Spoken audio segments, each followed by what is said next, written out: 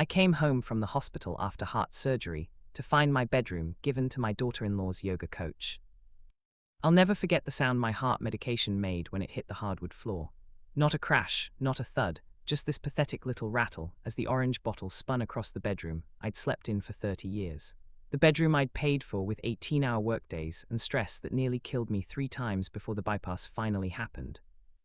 The bedroom some yoga instructor named Lulla Munna was now claiming as her spiritual sanctuary while I stood there in my hospital discharge clothes, still smelling like antiseptic and surgical tape, trying not to pass out from climbing my own damn stairs. Careful with that, I managed to say, my voice coming out weaker than I wanted. Those are heart pills. Lulla didn't even look sorry. She was maybe 34, dressed in those flowing yoga clothes that probably cost more than my first car, and she swept her arm across my nightstand like she was clearing dust off a shelf at some thrift store. "Relax," she said, and I swear to God there was actual boredom in her voice. "You won't need them tonight. You're not staying here." I stood there, 72 years old, fresh out of the hospital where they'd cracked my chest open and rerouted my arteries, and I couldn't make my brain process what was happening. My legs were shaking from the climb upstairs I'd built with my own hands back when Daniel was just a kid learning to walk. Behind Lulla, I saw Vanessa leaning against the duffrum with her arms folded across her chest, and I knew immediately this wasn't Lulla's idea. This was my daughter-in-law's doing. "We had to convert the room," Vanessa said, and her tone was so casual she might have been discussing the weather. "Lulla is staying with us while she runs her retreat." I blinked slowly, trying to control the anger that was making my chest hurt in ways the doctors had warned me about. "My bed?" I asked. Lulla wrinkled her nose like she'd smelled something rotten. "Your energy is heavy," she said, and I wanted to laugh except I was pretty sure laughing would tear my surgical incisions open. "Like really dark and stagnant. I can't sleep in here with that kind of spiritual pollution." Then she pointed toward the hallway with one perfectly manicured finger. "You can sleep in the garage, old man." The words hit me harder than the actual surgery had, not because of what she said, but because when I turned to look at my son Daniel Calder, the boy I'd raised and sacrificed everything for, he was just standing there in the hallway avoiding eye contact like a coward. Daniel. I said his name like a question. He finally looked at me and I saw guilt in his eyes, but not enough to make him do the right thing. "It's just temporary, Dad," he whispered. "Lulla's retreat is only 3 weeks. Something inside me went very still. Not angry still, but cold still. The kind of still that comes before you make decisions you can't take back." I bent down slowly, feeling every one of my 72 years in my knees and back, and picked up my medication. The bottle felt light in my hand, too light, like it wasn't enough to keep me alive through whatever was coming next. "Temporary," I repeated, and I nodded like I understood, like I was just a tired old man who would do what he was told. But here's the thing about me that my family had forgotten during all those years I'd been funding their lifestyle and keeping quiet about their mistakes. I'd built Calder Logistics from nothing. I'd started with a rusted delivery truck and a loan I had no business taking out, and I'd turned it into a regional empire that employed 200 people and generated enough revenue to keep my lazy son and his status-obsessed wife living like royalty. You don't do that by being soft. You don't do that by accepting whatever people throw at you. You do it by being patient, by watching, by waiting for the exact right moment to make your move. My flaw, the thing that had gotten me into this situation in the first place, was loyalty. Stupid, stubborn, destructive loyalty to family even when they didn't deserve it. I'd ignored the warning signs for years. The way Vanessa spent money like we printed it in the basement. The way Daniel had stopped actually working at the company and just showed up to collect his executive paycheck. The way they'd both looked at me during my heart attack like I was an inconvenience interrupting their vacation plans. But loyalty is a hard habit to break when you've spent your whole life believing family comes first. That night, while rained up against the garage roof and I sat on an old folding chair surrounded by paint cans and gardening tools, I stared at my phone for 30 seconds without moving.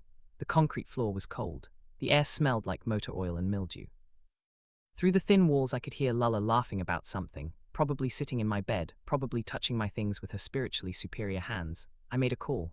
When Murram Sutta answered, I only spoke one sentence. "Start the process." There was a pause, and I could picture her in her downtown office, probably still working even though it was past 9 at night because Murram never stopped working. Then she replied, and her voice was calm in that way that meant she was already 10 steps ahead. "We've been waiting for your signal, Arthur." I hung up without saying goodbye. Then I took my heart medication with water from a dusty bottle I found on a shelf, and I went to sleep on a camping cot that smelled like the 1990s, and I smiled for the first time since the surgery. The next morning I behaved exactly as everyone expected. I stayed quiet. I didn't complain. I ate breakfast in the kitchen while Lulla lectured Vanessa about chakra alignment and the importance of sacred space, her voice rising and falling in that performative spiritual way that made me want to throw my coffee cup at the wall. Daniel buried himself in his phone, avoiding conversation, avoiding responsibility, avoiding the fact that he'd let his wife and her yoga instructor exile his own father to the garage. I simply watched. I've learned a lot in 72 years, and one of the most important lessons came from business. Never let your enemies see you coming. Let them underestimate you. Let them think you're beaten. Let them celebrate their victory while you're quietly building their destruction. Years of negotiating contracts and outmaneuver competitors had taught me patience. The kind of patience that makes people think you're weak when really you're just waiting for them to expose their throats. What nobody in that house realized, what they'd been too greedy and short-sighted to check, was that I hadn't actually transferred control of Calder Logistics to Daniel. Not really, not in any way that mattered, 3 years earlier. After I'd noticed Daniel's increasing dependence on Vanessa's expensive wellness ventures and her habit of treating the company like her personal bank account, I'd quietly placed the business's controlling trust under a legal structure managed by Miriam. My son had a title. He had an office. He had a salary that would make most people sick with envy, but he didn't have control, and Miriam had just received my signal to remind everyone of that fact. Within days, small changes began rippling outward. Daniel's executive access to company funds was suspended pending what the official notification called a medical review of ownership authority. The family credit cards tied to the corporate account stopped working. Vanessa's upcoming luxury yoga retreat, the one she'd been planning for months and funding entirely through Calder Logistics' marketing budget, lost its sponsorship overnight. I said nothing. I didn't gloat. I didn't explain. I just watched from my garage exile while confusion turned to frustration turned to panic. Vanessa came home one afternoon with shopping bags from stores she could no longer afford, and her card had been declined at every single one.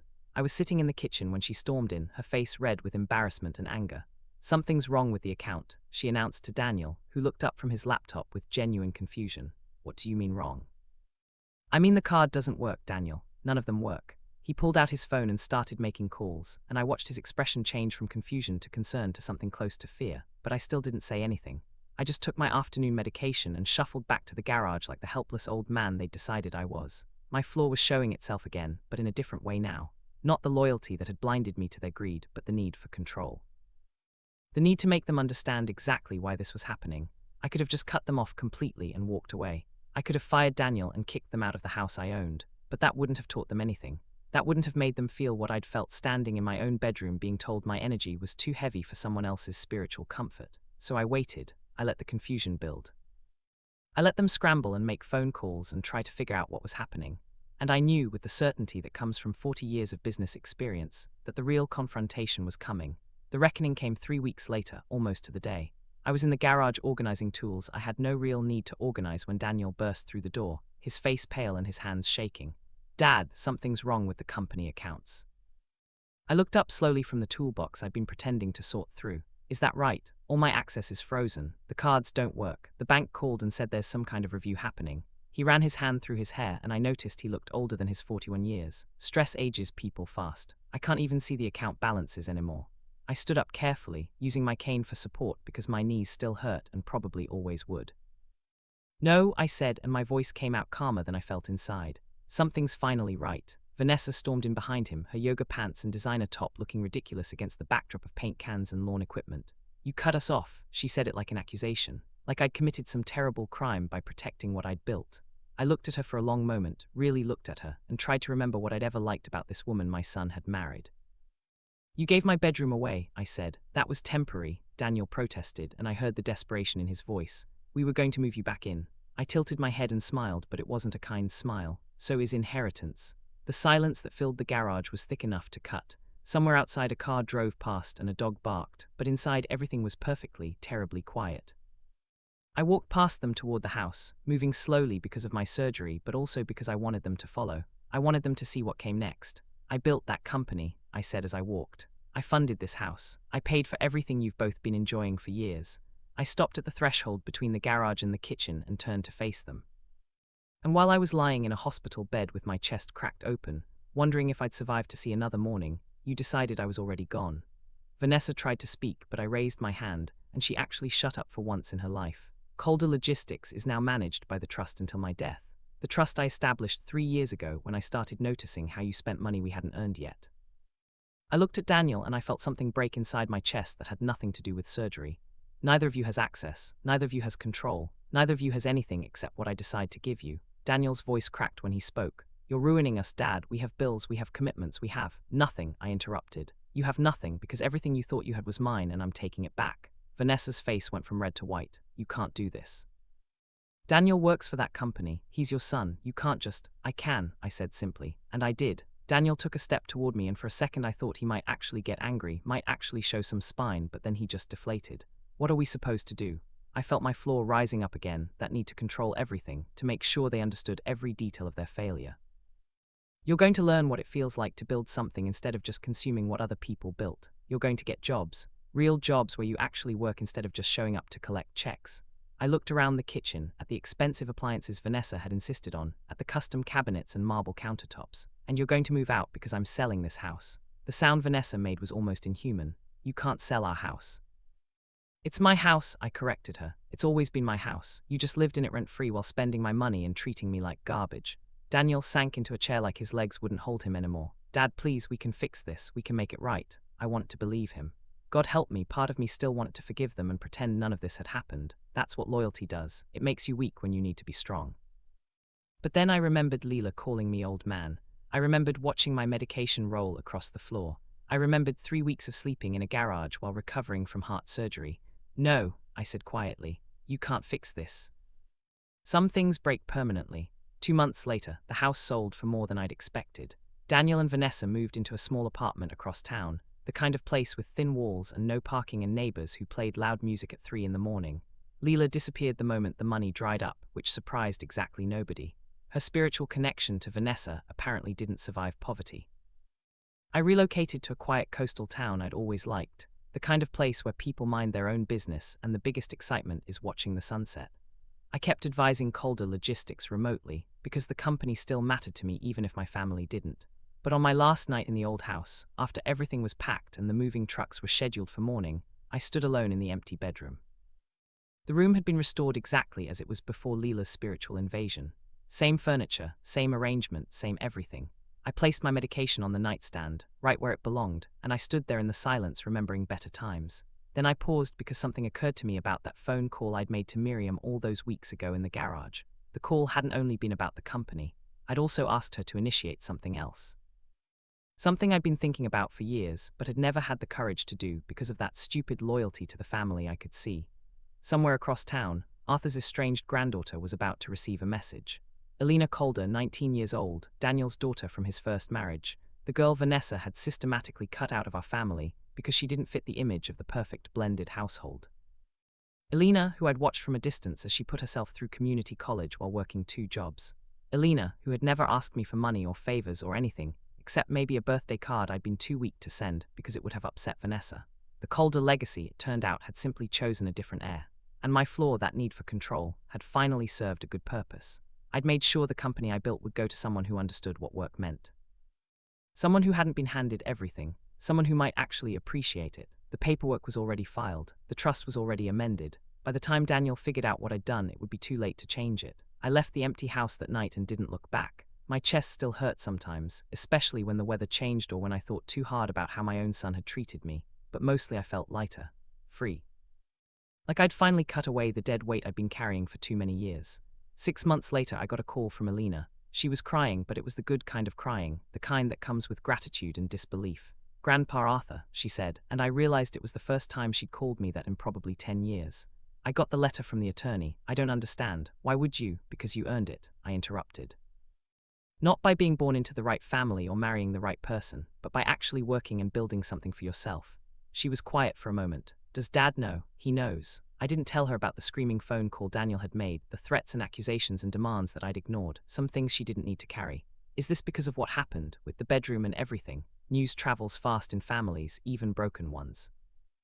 That was just the final straw, I said, but it showed me something I'd been avoiding for years. Some people take and some people build, and I'd rather give everything I have to a builder. We talked for an hour. She told me about her plans, her dreams, her fears about whether she was ready for this kind of responsibility. I told her about starting Calder Logistics with nothing but a truck and determination. I told her about the mistakes I'd made and the lessons I'd learned. And I told her something I'd never told Daniel. The company doesn't matter as much as what you do with it. Money comes and goes, success is temporary, but integrity lasts forever, and that's what I'm really leaving you. The chance to build something with integrity.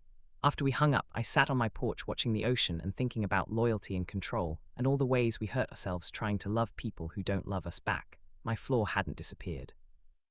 I still wanted to control things, to manage every detail, to make sure everything worked out exactly as I planned. But at least now that flaw was being used to build something instead of enabling people who didn't deserve it. Daniel calls sometimes. I don't usually answer. Vanessa sent a letter once apologizing for everything, but it was clear she'd only written it because she wanted money. I threw it away without responding. The truth is, I sleep better now in my small coastal house than I ever did in that big bedroom I'd fought so hard to keep. The truth is, my heart hurts less when I'm not surrounded by people who see me as an ATM machine instead of a person.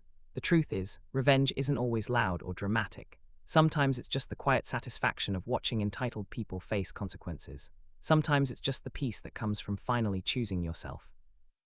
And sometimes, when I'm feeling particularly honest with myself, I admit that my flaw, my need for control, probably went too far, that maybe I could have handled things differently, that maybe some of this was my fault for enabling their behavior for so long. But then I remember sleeping in a garage while recovering from heart surgery. I remember the sound of my medication hitting the floor. I remember being called old man in my own house by a stranger who thought my life's energy was too heavy for her spiritual comfort. And I stopped feeling guilty, because some betrayals don't deserve forgiveness, some bridges need to burn, and some revenge is just called justice.